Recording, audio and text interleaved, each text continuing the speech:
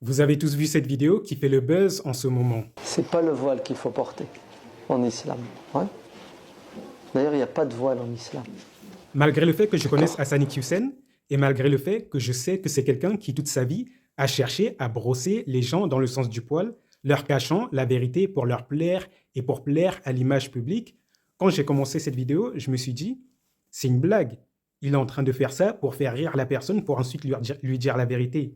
Mais au fur et à mesure que j'ai continué dans la vidéo, je me suis rendu compte que la situation, elle est grave et qu'il faut tout le temps dire la même chose aux musulmans et qu'il faut tout le temps leur répéter la même chose. Et c'est là que je me souviens du verset dans lequel Allah dit فَذَكِّرْ إِنَّ الذِّكْرَ تَنفَعُ الْمُؤْمِنِينَ. Ce qui veut dire et rappelle car le rappel profite aux croyants.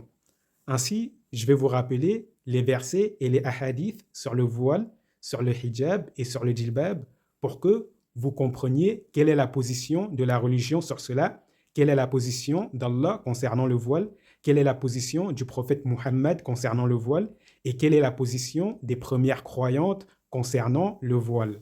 Allah dit dans la sourate Nour au verset 31 وَكُلِّ الْمُؤْمِنَاتِ يَغْضُضْنَ مِنْ أَبْصَارِهِنَّ وَيَحْفَظْنَ فُرُوجَهُنَّ وَلَا يُبْدِينَ زِينَتَهُنَّ إِلَّا مَا ظَهَرَ مِنْهَا وَلْيَضْرِبْنَ بِخُمُرِهِنَّ عَلَى جُيُوبِهِنَّ. Ce qui veut dire, et dit aux croyantes, donc Allah dit au prophète Muhammad de dire aux croyantes sous forme d'ordre de leur ordonner de baisser le regard, d'avoir de la pudeur dans leur regard et de ne pas avoir des regards impudiques et de ne pas regarder les mauvaises choses ou bien de ne pas regarder les choses qui ne les concernent pas. Puis, il leur dit وَيَحْفَظْنَ فُرُوجَهُنَّ et qu'elles préservent leur chasteté. Deuxième ordre, c'est-à-dire non seulement il faut baisser le regard, il ne faut pas regarder les mauvaises choses et s'intéresser aux mauvaises choses, mais il faut préserver sa chasteté. Donc la croyante a pour ordre de préserver sa chasteté, ce qui veut dire qu'il ne faut pas avoir de rapport hors mariage, il ne faut pas avoir de relation hors mariage. Un croyant et une croyante, quand ils veulent faire quelque chose, c'est dans le mariage et ils ne font rien en dehors du mariage car Allah a interdit cela. Puis Allah continue en disant وَلَا يُبْدِينَ زِينَتَهُنَّ إِلَّا مَا ظَهَرَ مِنْهَا. Ce qui veut dire qu'elles ne montrent de leur parure que ce qui est apparent, ce qui est impossible à cacher. C'est-à-dire que une femme, elle ne doit pas exposer sa beauté aux yeux de tout le monde dans le but de charmer les gens, que ce soit sa beauté physique ou bien que ce soit les choses qui viennent enjoliver sa beauté physique. La femme, elle ne doit pas exposer cela aux yeux de tout le monde car cela peut faire tomber des gens sous le charme et quand les gens vont tomber sous le charme, ils vont tenter des choses. Et ces femmes-là, elles vont se retrouver dans des situations difficiles et il risque de leur arriver du mal. Puis, Allah continue en disant وَلْيَضْرِبْنَ بِخُمُرِهِنَّ عَلَى جُيُوبِهِنَّ. Ce qui veut dire et qu'elles rabattent leur khumur. Khumur, c'est le pluriel de khimar et ça veut dire le voile. Khimar veut dire le voile. Ça veut dire et qu'elles rabattent leur voile sur leur poitrine. Et ici, la raison pour laquelle Allah dit de rabattre le voile sur leur poitrine, c'est parce qu'il faut savoir que avant la révélation de ce verset, les femmes croyantes avaient l'habitude déjà de porter un voile sur la tête. Mais sauf que dans l'époque de la Jahiliyyah, elles portaient le voile sur la tête, mais elles laissaient leur poitrine découverte et elles laissaient leur gorge apparente. Et quand je dis gorge, vous comprenez ce que je veux dire.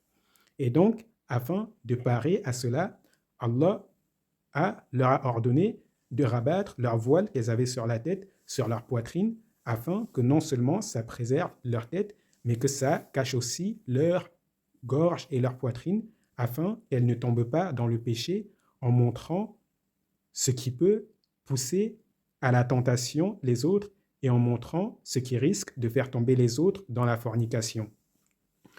Et ici, déjà, une chose pour ceux qui connaissent la grammaire arabe, comme je vous ai dit, le mot khumur, c'est le pluriel de khimar qui veut dire voile. C'est explicite, ça parle du voile. Première chose. Et deuxième chose, Allah dit wal yadribna. Le verbe ici, c'est yadribna et le lam qui est avant le verbe, on appelle ça en arabe lamul amr. Et le lamul amr, il a pour but d'ordonner. C'est-à-dire que quand ce lam qui est muet se trouve avant un verbe, on sait que le verbe implique un ordre et que celui qui ne fait pas ce qui est dans le verbe, l'action, et que celui qui n'accomplit pas l'action du verbe a désobéi à un ordre. Donc, vous comprenez que ici, c'est un ordre absolu et que celui qui ne fait pas ce qui est dit dans cet ordre a commis une désobéissance. Et cette personne a désobéi à qui? Cette personne a désobéi à Allah.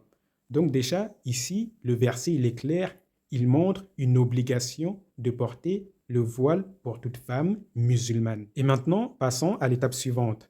Comment les femmes croyantes ont compris ce verset lorsqu'il a été révélé? Car ce verset a été révélé à l'adresse des femmes croyantes qui vivaient à l'époque du prophète Muhammad. Et comment elles ont compris ce verset? On a ici un hadith qui est rapporté par Aïcha qui dit comment les femmes ont compris ce verset lorsqu'il a été révélé.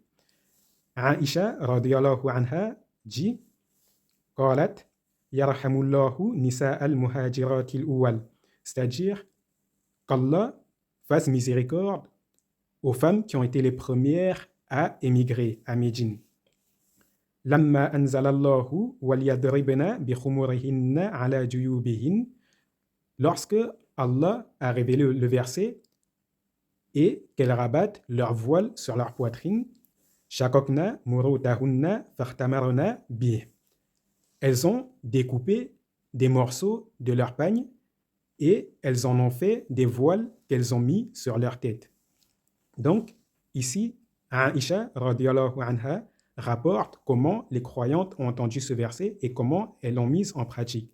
Elle dit que lorsque Allah a révélé ce verset, les femmes musulmanes qui étaient à Médine à l'époque du prophète, lorsqu'elles ont entendu ce verset, elles se sont précipitées pour prendre leur pagne et elles l'ont découpé pour fabriquer des voiles qu'elles ont mis sur leur tête et qu'elles ont rabattus sur leur poitrine afin de mettre en pratique l'ordre qu'elles venaient de recevoir. Donc ici, vous avez encore une fois la confirmation que ça part du voile. Vous avez la confirmation qu'il faut non seulement mettre le voile sur la tête, mais il faut le rabattre sur la poitrine. Et ici, vous avez la confirmation que c'est comme ça que le verset a été compris par les croyantes et cette compréhension a été agréée par Allah et cet agrément a été confirmé par le messager. Donc, ce verset confirme l'obligation de porter le voile pour toute femme musulmane et ce verset montre que celui qui vient dire que le voile n'est pas obligatoire, cette personne a contredit Allah, cette personne a contredit son messager et cette personne a contredit les croyantes à qui ce verset a été révélé et qui l'ont mise en pratique comme je vous l'ai montré. Et cette personne n'est qu'un menteur qui cherche à précipiter les gens en enfer. Et vous qui êtes sur TikTok et vous qui écoutez les rappels sur Internet, sachez qu'il y a des gens dans ce monde qui prêchent au-dessus de l'enfer.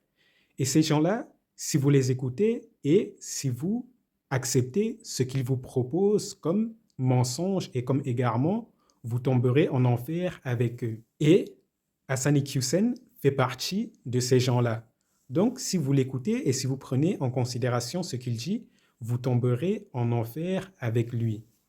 Et sachez quelque chose, c'est que c'est quelqu'un qui, toute sa vie, a cherché à brosser les gens dans le sens du poil. Il a cherché à brosser les païens dans le sens du poil en cachant la vérité et en ne disant pas ce qui est explicite et clair, ce que les croyants doivent entendre. Et il a fait tout cela pour plaire aux païens. Quel a été le résultat? L'ont-ils accepté? Non. Ils l'ont rejeté et il s'est retrouvé doublement perdant dans ce monde. Il a été perdant ici-bas et il a été perdant dans l'au-delà. Il a été perdant dans l'au-delà car il a prostitué sa religion pour plaire aux gens. Et il a été perdant dans ce monde parce que ceux à qui il cherchait à plaire, ils l'ont rejeté. Et maintenant, qu'est-ce qu'il lui reste à attendre? Il lui reste à attendre le jour où il sera châtié pour tout le mal qu'il a fait. Certes, je suis dur dans mes propos, mais c'est afin que vous sachiez que la vérité, elle est immuable et celui qui cherche à modifier la vérité sera maudit dans ce monde et dans l'au-delà.